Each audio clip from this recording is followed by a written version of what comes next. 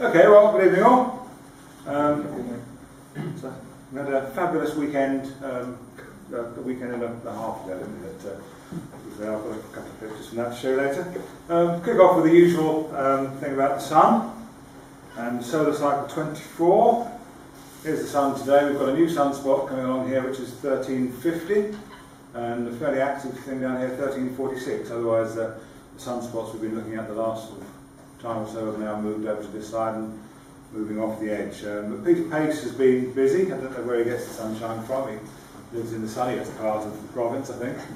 Going back to the 4th of November, and this, remember we were looking before at, this was just coming around the edge the last time we spoke about this. This is active region 1339, which turned out to be the biggest sunspot for several years. And had great promise, but it never actually quite blew up, because look what happened to it here. That's where it is on the 4th of November. And it just sort of gradually broke into little bits. Yeah, but it was one I was actually able to get a photograph of myself. Some of you may have seen on Space Weather, that, which didn't even require a telescope or anything. I just actually photographed the sunset, and there was active region 1339, but nothing much more ever came of it, unfortunately. But Peter's got a whole set here of things. We move forward in time. There's 3 days after the 7th. See, 1339 has moved across here. Peter's got that spectacular enlargement of the spots there. And all over the sun, there was another 4 came on the same day there, 1340 to 43. Then moving on to the 12th, this huge filament appeared, and we've got a closer up view of that, and from NASA some moving pictures. So let's have a look. This is a huge filament, or actually a filaprom, as they call it. Remember, a prominence is really a filament that's at the edge, and this one actually sort of went right over across the surface of the sun. This is an enlargement of that section here. Off the edge of the sun, we'll see the view from NASA's Solar Dynamics Observatory. Watch this. Watch it go bang. There, you see that, when the whole thing just collapses into its own magnetic field and drops back towards the sun. You see it grow, and then it just drops back into the sun. There, that's extraordinary. And in the yesterday in fact, there's been another event like that. There we are. And you've got to bear in mind here that you're looking on a scale there where probably sort of 10 or 20 Earths would fit into that space. That is a huge explosion on the sun. Anything like that coming this way would give us auroras, but as these are at the edge, they've not done so far. This here is sunspot 1346, and I'd keep an eye on that one, because that has already blasted off what is called an M-class flare. The highest one is X-class, then M-class is the next one down. It has blasted that, not again at us, but in the general direction of Venus. And I'm told it will, because Venus has no magnetic field protecting it, that will not be good for the atmosphere of Venus, although the atmosphere is much denser and thicker than ours, so it'll survive the journey. But should that move around here, so give it 3 or 4 more days, it takes about 12 days for a sunspot to go right the way across. When it's facing us, if that explodes, then we might get some aurora action from it. So that's the sun. Solar cycle 24 goes on.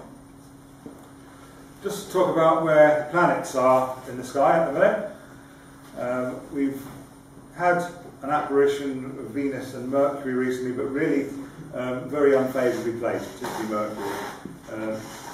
If you've got a really, really good west view just after sunset, you may have caught it. I don't know anybody in the northern hemisphere who has. It's placed for people in the southern hemisphere, really. And likewise Venus. Venus is there, but actually goes down pretty much the same time as the sun. Mercury will disappear and return as a morning star next year. Venus, on the other hand, will stay in the west and will be an evening star after Christmas sometime. So that will come up, then actually comes up quite high after that. Mars, if you fancy getting up at 3 o'clock in the morning, you can see Mars nicely. It is in the constellation Leo. We'll look at Leo a bit in a moment. So that's where Mars is. And Jupiter, of course, you've probably all seen in the night sky by now. It's getting even earlier in the evening that it peaks up. I actually think it's better after opposition, which was just a couple of weeks ago, because you actually get to see it higher up earlier on. So any time really after sunset now you can see Jupiter coming up. Looks quite fabulous just in a pair of binoculars, because you can see the 4 Galilean moons. And through a telescope you can actually see a lot of atmospheric detail and the Great Red Spot and so on. You can watch the moons go back and forth from side to side of the planet. Saturn is coming back into the picture. Saturn has been right behind the Sun and is now coming out from behind the Sun. You may just about be able to see it, say, half an hour before sunrise in the morning, given the clear eastern horizon. But really, after Christmas, it will start to move a lot further away from the Sun. You'll be able to see it. And it'll be interesting to see. I haven't seen it at all, this apparition. It'll be interesting to see the rings opened up quite a bit last year. They should be even a bit further open this year. So should be actually able to see a lot more detail on the rings than the last couple of years. So Saturn is coming up. It's in Virgo. Uranus and Neptune are visible in the evening sky, which will need binoculars to see either of them. A very few people say they can see Uranus with the naked eye. I'm not one of them. Its actual magnitude is approximately 5.8, and depending on how your eyesight is, you're supposed to be able to see 6 to 6.5 in very dark skies. I've never seen Uranus with anything other than a pair of binoculars or a telescope. And Neptune you definitely do need optical aids for, because it's magnitude 7.9, so way below what you'd expect to see. But it is quite well placed in Aquarius. If you actually take a sort of a wide field photograph of the sky with something like an SLR with a 50mm lens on and compare it to a star map, you'll be able to pick them out quite easily. Uranus appears as a green dot and Neptune as a blue dot, in pictures like that. And I've never seen anything that I would call detail on either of them, even through a scope. I think you need quite hefty equipment and stuff to really see anything that's detailed there. So that's where we are with the planets. Night sky, Great Square of Pegasus is nice and high up. Cassiopeia is overhead. But I want to look sort of, this is an evening view, it's a 9 o'clock in the evening view. Just look at these constellations here that are coming up now. Those are really the constellations of winter, and that means that we are headed into that season. Orion at 9 o'clock in the evening is just coming out above the eastern horizon. Gemini, the twins, likewise, and Auriga is beginning to climb a bit higher in the sky. We'll have a look at those 3 constellations just a bit more. There's a map of Gemini, and roughly the way around Gemini is this. 2 most obvious stars are twins, Castor and Pollux. They look like twins there. You look through a telescope at them and they're anything other than twins. Castor is actually a very obvious binary star, and if you get something really powerful like the Hubble on it, you can see it's actually 6 stars. It's a 6-star system, Castor. Pollux is actually a much smaller, redder star, an orange star. And the contrast between those colours is quite obvious if you look closely. 2 other stars of note in Gemini, Mebsuta here and Alhena. And that really sort of forms the shape of the constellation. If you turn that through 90 degrees, you can imagine 2 guys standing next to each other, twins. But I'm going to look at some other objects. Yeah, really 3 objects we'll pick out that are in Gemini. And this one here is the Eskimo Nebula. I'll show you why it's so called.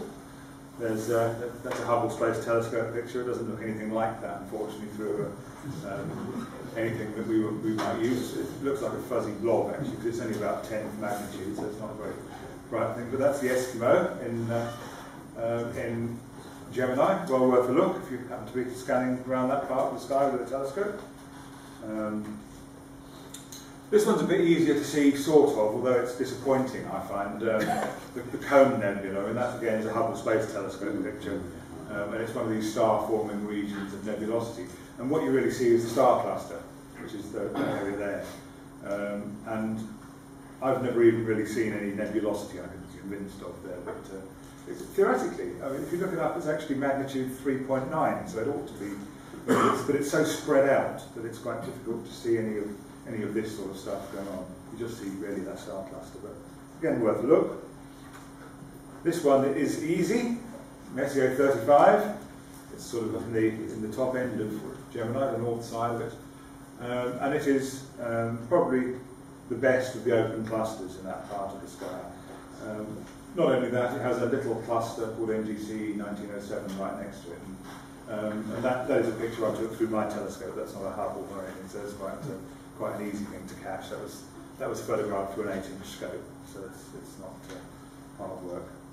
We'll move on into Auriga. And Auriga, very, very obvious in the sky is Capella, and then these stars here are called the kids.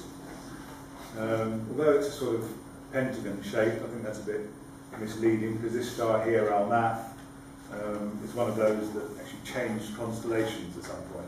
Almath is now a member of Taurus, it's Beta Tauri. But best thing to look at here, there's 3 really good open clusters.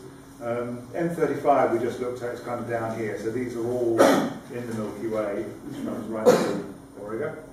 And Messier is 37, 36 and 38 in that order. I don't know why they mixed up the order, but they did. Mr. Messier was looking at these things, he probably just saw 36 first and went from there. But again, photographs which I've taken myself with an 8-inch scope of 37, 36. Again, Messier 38 has a little companion called NGC 2158 there. You can see those quite nicely in a relatively small telescope.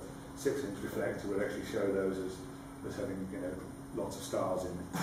So that's things to look at in Auriga. And of course the other big constellation coming up is Orion, and we know winter's coming. And Orion's there. I'll have a look at just one main part of Orion at the moment. But the other thing about Orion, it is a celestial signpost. So take Orion's belt here. If you get up early in the morning, so 3 or 4 in the mornings, I sometimes do, I'm not necessarily saying that's a good thing or not, but sometimes you get a different view of things then. Follow these 3 stars here downwards, a bit further than you can see on this picture, and you'll see a really bright star, which is Sirius. Brightest star in the sky, or let's say apparent brightest star in the sky. It's not really all that bright, but the fact that it's only 8.5 light years away makes it shine really brightly in our sky, about magnitude -1.5. Follow this belt up the other way, you come to a not quite so bright orange star in a sort of V-shaped formation. That's Aldebaran in Taurus the Bull. We'll do more on Orion later, but this is just a photograph I took the other evening, in fact. You know, we had the Saturday night that was really clear. It was a little bit hazy. You can see I picked up some light pollution there, but that's just that wasn't even taken with a telescope. That was taken with a 200mm camera lens on the mount. This is Great Orion Nebula, M42 here. Again, it's a star-forming region. What's going on there is that gas is coalescing into new stars. If you sort of do a less bright version of that, you can see a nice thing called the trapezium, where there's 4 new stars formed in there. This little add-on here, Messier 43, and then there's this sort of nebula up here called the Running Man Nebula. And this is all Orion's sword, if you imagine that, so that the belt of 3 is at the top there somewhere. So that's Orion. I thought I'd show you that because I'm quite pleased with it. That was, again, I took that the other evening, the clear night on the 5th of November. Which, good job we're here, because if we were in England, you'd just get smoke and stuff in the sky that night. That's Messier 45. It was much higher up, so I didn't pick up much light pollution or anything there. And that was taken not through anything fancy, that was taken through a 3.1-inch refractor, in fact. Just with an SLR on the end. It's 20 pictures of a minute each. So you're looking at 20 minutes worth of total exposure there. Messier 45.